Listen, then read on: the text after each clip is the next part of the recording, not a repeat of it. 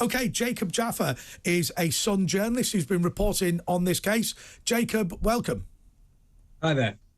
OK, so what's the update? So in the last couple of minutes, CBS over in America have reported that the US Navy actually detected the noise of the implosion, or the way they put it, an acoustic anomaly consistent with an implosion. So that was found shortly after the submersible lost contact with the surface, which suggests that, given the timing and the fact that the noise is consistent with it, it was the implosion that they actually picked up. Why are we only finding this out now, Jacob? Well, that is an interesting question. I can only imagine that the US Navy didn't feel it was appropriate to share that information before, or they wanted to control the spread of that information. And the fact that they've said it's an anomaly consistent with that implosion, obviously lots of sounds happen under the ocean. They probably couldn't confirm it. Yeah. And I imagine they didn't want to, go out and say there's been an implosion, all hope is lost, on the off chance that if people were still alive down there, the search effort needed to go on. What is the implication of all of this in terms of whether people are still going to be able to explore? As Peter made the point, these are international waters, therefore people are pretty much on their own in terms of protection from regulator and indeed regulation by law, but surely questions are going to be asked. Questions will certainly be asked, and also, though these are in international waters, the actual expedition is taking place in international waters, and so it's only governed by international law. The companies operating these sorts of commercial ventures have to be based somewhere and therefore can be regulated. And so I believe OceanGate, I may be getting this wrong, but I believe it's based in Guernsey. If that is the case, there are laws there which can regulate these sorts of industries. And as they become more commercially available, we've seen this with things like space tourism and now probably as well deep sea exploration, as they become available to a very small and select group first and then start to be widened out and commercialized and made affordable, it is extremely likely that, especially after a tragedy of this magnitude, regulation will come and probably should come. I mean, I just wonder whether this is similar to the television shows we used to watch that talked about the time when people went into aviation for the first time, and people would try all sorts of systems, all sorts of flying devices. Some worked and some didn't, and then regulation caught up. But of course, there is a human cost associated with all that. I think that's a very good point, and we are in that sort of nascent stage, it seems.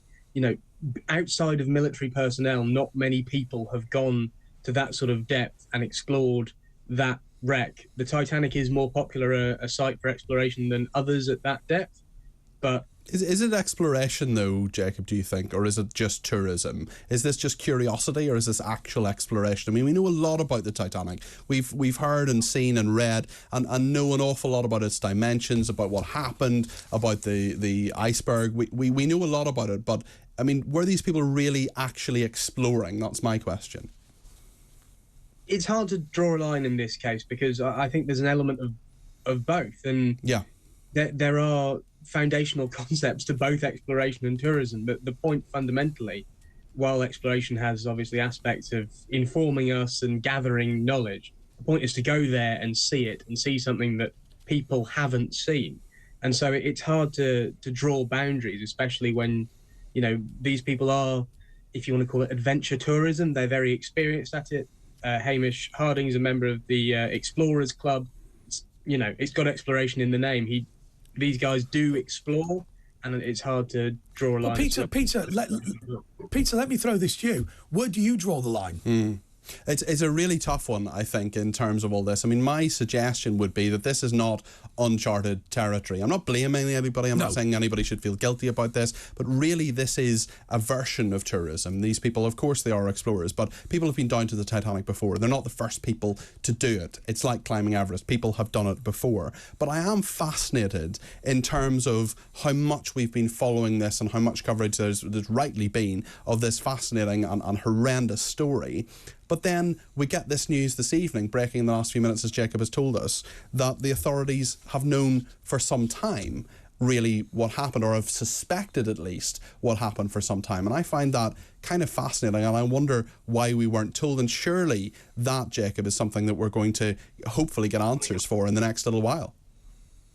Hopefully so. And there are all sorts of questions, as we've mentioned, coming out about this, about the response, about the safety of the craft to begin with.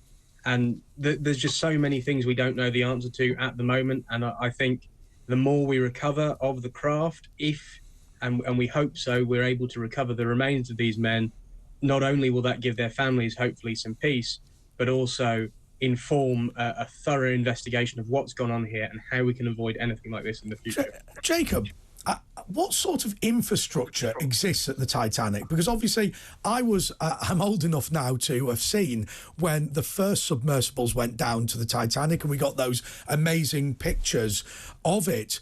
But now it's not unusual for people to go down there in submersibles. Are there any sort of safety precautions there? Are there vehicles nearby, whether civilian or military? Or is this just something that is pretty remote and you're kind of on your own?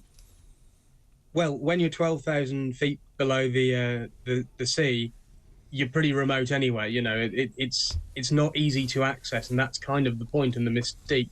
While obviously it's a site which is very valuable and monitored, it's not something where there's a vehicle just standing by. As we've seen in this case, the mothership of this submersible didn't have a recovery vehicle, and there have been separate questions about that. It's not something where people are standing by ready to rescue people. It's only a few, I believe last month, that we actually got sort of detailed 3D scans of the Titanic. And so it's not something where there is ready safety infrastructure available, as far as I'm aware. Yeah, I guess if it is tourism or if it is exploration, it's certainly a huge technical challenge, and clearly that is part of it. Okay, that's Jacob Jaffa, who is a journalist at The Sun.